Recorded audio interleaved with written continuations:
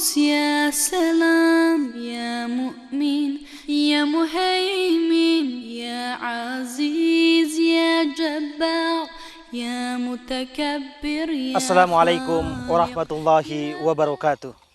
Alhamdulillahi rabbil alamin. Wabihi nasta'inuhu ala umuri dunia waddin. Wassalatu wassalam ala sayyidina Muhammadin wa ala alihi wa sahbihi ajma'in, amma ba'du. Pemirsa Net TV yang insyaallah sama-sama dimuliakan dan dirahmati oleh Allah Subhanahu wa taala.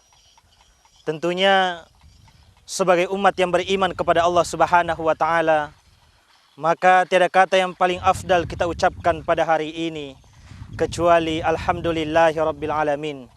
Segala puji bagi Allah. Kita memuji Allah sebagai bentuk rasa syukur kita kepadanya, karena apa yang kita miliki pada saat ini, kesehatan, kekuatan, serta iman dan takwa yang ada di dalam hati kita merupakan anugerah dan pemberian dari Allah Subhanahu wa taala. Meskipun kondisi kita pada saat ini masih sedang menghadapi pandemi COVID-19, tetapi mudah-mudahan dengan COVID ini tidak menyurutkan semangat kita untuk senantiasa mendekatkan diri kepada Allah Subhanahu wa taala. Dan mudah-mudahan Allah Subhanahu wa taala senantiasa menjauhkan kita dari segala dampak daripada COVID-19 ini. Selanjutnya, salawat dan taslim atas junjungan Nabiullah Muhammad SAW, Nabi yang telah menunjukkan jalan kebenaran, jalan kedamaian, jalan ketentraman. Artinya, jika seseorang menginginkan kedamaian, ketentraman, niscaya mengikuti apa yang telah dibawa oleh Rasulullah SAW. Pemirsa Net TV yang insyaallah sama-sama dimuliakan oleh Allah Subhanahu wa taala. Pada kesempatan ini saya akan mengangkat sebuah tema, salat adalah pelepas beban. Perlu kita pahami bersama bahwa setiap manusia mempunyai beban yang mereka hadapi. Tentu setiap manusia mempunyai masalah masing-masing. Ada masalah di keluarganya, ada masalah di ekonominya, ada masalah di anak keturunannya, ada masalah di pekerjaannya. Nah, semuanya itu ada solusi dari Allah Subhanahu wa taala, tentunya wasta'inu bis-sabri was-shalah. Pemirsa Net TV yang insyaallah sama-sama dimuliakan oleh Allah Subhanahu wa taala. Bagaimana Rasulullah sallallahu alaihi wasallam ketika diberikan ujian oleh Allah Subhanahu wa taala dalam kitab Sirah Nabawiyah Ar-Rahi wal Mahtum karangan Syekh Syafi'ur Rahman Al-Mubarak Furi, bahwa sebelum Rasulullah SAW menerima perintah salat 5 waktu, maka ada sejumlah ujian terbesar yang dialami oleh Rasulullah SAW. Yang pertama, istri Rasulullah SAW, Khadijah, berpulang ke rahmatullah. Dalam kitab Fikih Sirah karangan Said Ramadan Al-Buti, kurang lebih 1 bulan 5 hari, maka disusul oleh paman beliau meninggal dunia, Abu Talib. Abu Talib bukan Islam, tidak mengikuti agama yang dibawa oleh Rasulullah SAW. Tetapi ketika meninggal dunia, Rasulullah merasakan kesedihan yang sangat luar biasa, karena Abu Talib lah yang selalu melindungi Rasulullah SAW ketika ada kafir Quraisy yang hendak mengganggu, menghalangi perjuangan Rasulullah SAW. Maka Abu Talib tinggal di barisan terdepan untuk melindungi Rasulullah SAW.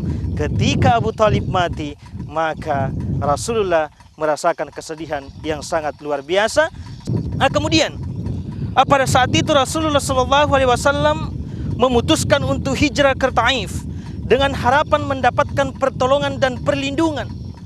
Tetapi setelah Rasulullah SAW sampai ke Taif dengan harapan mendapatkan pertolongan dan perlindungan, tetapi apa yang didapatkan oleh Rasulullah SAW bukan pertolongan, bukan pula perlindungan, tetapi melainkan Rasulullah SAW disambut dengan lemparan batu sampai-sampai kaki Rasulullah SAW berdarah. Akhirnya Rasulullah SAW bersembunyi di balik sebuah gunung. Kemudian dalam riwayat didatangi oleh Malakul Jabal, malaikat daripada gunung. kemudian menawarkan pertolongan, hai Muhammad, tunjukkan gunung yang paling besar, tunjukkan gunung yang paling tinggi, aku angkatkan kemudian aku timpakan pada masyarakat Taif. Apa kata Rasulullah SAW? Jangan, sesungguhnya mereka tidak mengetahui.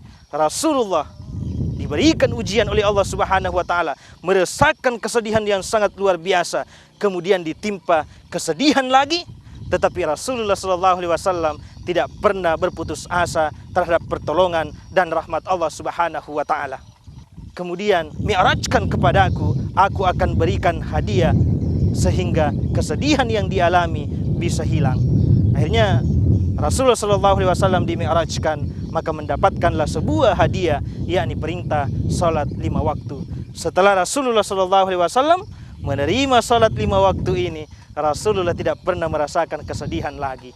Oleh karena itu, jamaah yang dimuliakan Allah, di esok hari ketika kita mendapatkan sesuatu yang tidak berkenan di hati kita, kegelisahan, kesedihan, kemudian kesempitan, maka tidak ada tempat meminta kecuali meminta kepada Allah Subhanahu wa taala. Kita tidak boleh berputus asa terhadap rahmat dan pertolongan Allah Subhanahu wa taala.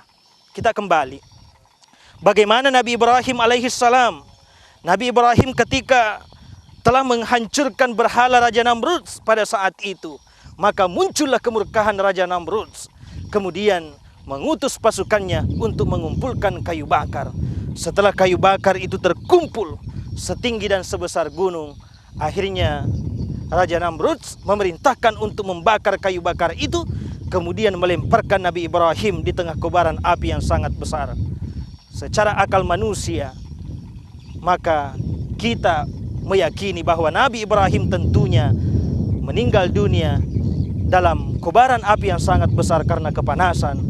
Tetapi karena pertolongan Allah Subhanahu wa taala, Nabi Ibrahim tidak pernah berputus asa terhadap rahmat dan pertolongan Allah.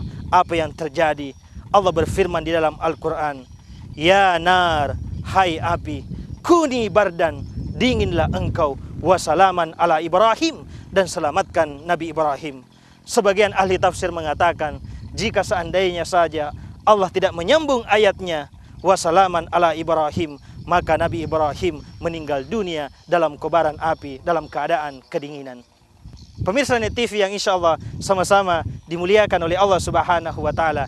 Insya Allah kita lanjutkan setelah jeda berikut ini. Ya Allah ya Rahman ya Rahim.